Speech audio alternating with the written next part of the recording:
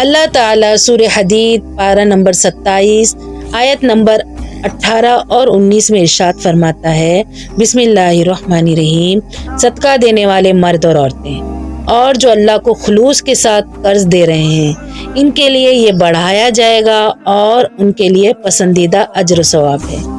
اللہ اور اس کے رسول پر جو ایمان رکھتے ہیں وہی لوگ اپنے رب کے نزدیک صدیق اور شہید ہیں، ان کے لیے اجر ہے اور نور ہے، اور جو کفر کرتے ہیں اور ہماری آیتوں کو جھٹلاتے ہیں وہ جہنمی ہیں۔ صدق اللہ العظیم۔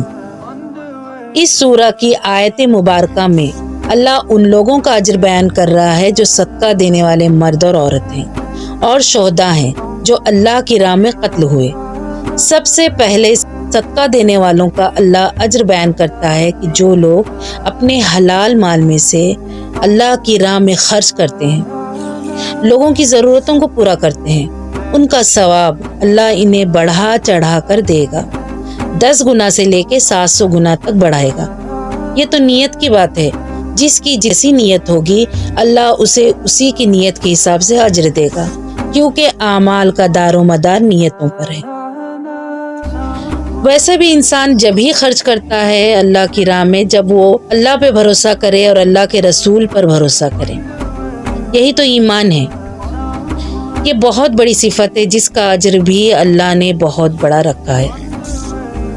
جنتیوں کے درجے ہیں، صدیقین، شہداء، صالحین، ان مرتبوں کے حساب سے ہی جنت میں درجات ملیں گے۔ حضور اکرم صلی اللہ علیہ وسلم کا ارشاد ہے کہ جنتی اپنے اوپر کے بالا خانے والوں جنتیوں کو ایسے دیکھیں گے، یعنی نچلے طبقے کے جنتی اوپر والوں کو اس طرح دیکھیں گے جیسے کہ مشرقی یا مغربی ستاروں کو تم آسمان کے کنارے پر دیکھتے ہو۔ تو لوگوں نے سوال کیا کہ یہ درجے تو صرف انبیاء کے ہوں گے، کیونکہ یعنی اتنا بڑا مقام اللہ اپنے انبیاء کا ہی بنا سکتا ہے؟ تو آپ صلی اللہ علیہ وسلم نے فرمایا، ہاں، قسم ہے اس کی جس کے ہاتھ میں میری جان ہے، یہ وہ لوگ ہیں جو اللہ پر ایمان لائے اور رسولوں کی تصدیق کی۔ اس حدیث کو بخاری اور مسلم دونوں نے اپنی کتاب میں نقل کیا ہے۔ اسی طرح بخاری اور مسلم کی ایک روایت ہے کہ شہیدوں کی روحیں سبز رنگ کے پرندوں کے قالب میں ہوں گی اور جنت میں چاہے جہاں جائیں گی کھاتے پھریں گی اور رات کو قندیلوں میں بسیرا لیں گی ان کے رب کے نزدیک۔ اللہ تعالیٰ ان کی طرف دیکھے گا اور پوچھے گا تم کیا چاہتے ہو، یعنی کہ اگر تم میں کوئی خواہش باقی ہے تو بولو۔ تو وہ کہیں گے، اے ہمارے رب، ہمیں دوبارہ دنیا میں بھیج تاکہ ہم تیری راہ میں جہاد کر کے دوبارہ شہادت حاصل کر سکیں۔ تو اللہ اس پر جواب دے گا، یہ تو فیصلہ ہو چکا کہ کوئی دوبارہ دنیا سے آنے کے بعد پھر سے دنیا میں نہیں جائے گا۔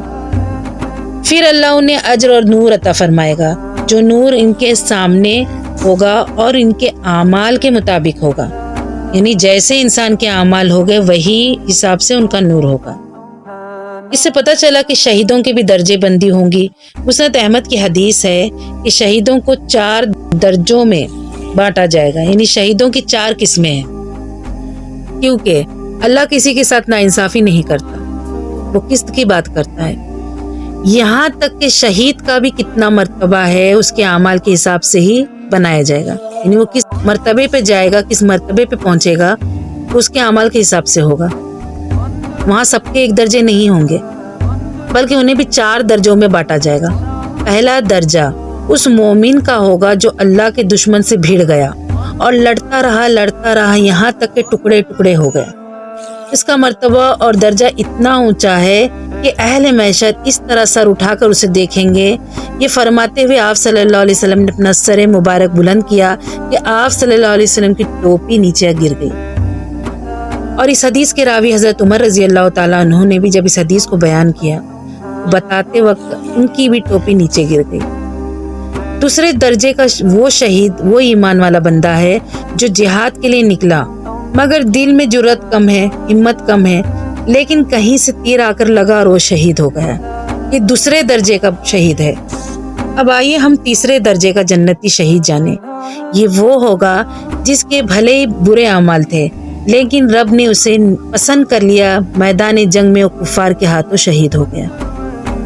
اس طرح چوتھے درجے کا جنتی شہید وہ ہے جس کے گناہ بہت زیادہ ہیں، جہاد میں نکلا اور اللہ نے اسے شہادت نصیب فرمائی۔